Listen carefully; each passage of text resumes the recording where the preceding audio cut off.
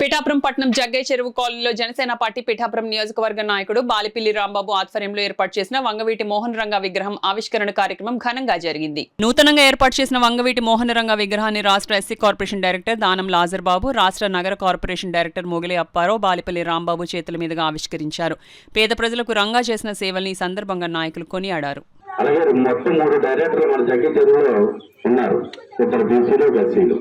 అలాగే మన నాయకులు బండారావు గారు కానీ, అలాగే మన కౌన్సిలర్ ఎస్టీ నాయకుడు మన కోసయ్య గారు కానీ, శేఖర్ కానీ, కోటి కానీ, బాలు కానీ, ఇంకా ఇక్కడ ఉన్న వాళ్ళందరూ అందరూ కూడా ఐక్యంగా ఉండి రేపు రాబోయే రోజుల్లో వంగా గారి వర్ధంతి కానివ్వండి, జయంతి కానివ్వండి, ప్రతి కార్యక్రమాన్ని మనందరూ కూడా పాల్పంచుకుని అలాగే మన యొక్క సహాయ సహకారాలు కూడా అందించాలి.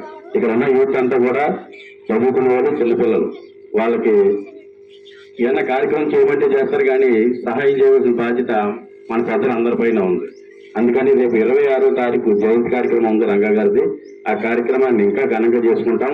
ఈ రోజు మంచిది కాబట్టి ఈ రోజు ఓపెన్ చేయడం జరిగింది.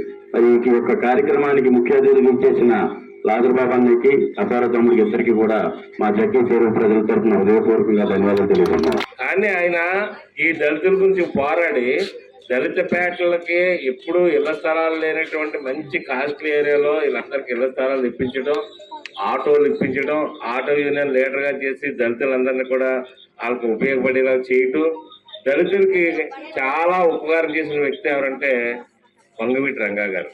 కానీ ఆయన వంగవీటి రంగా గారు కాపు జాతిలోనే మొట్టమొదటి రాజకీయ నాయకుడు.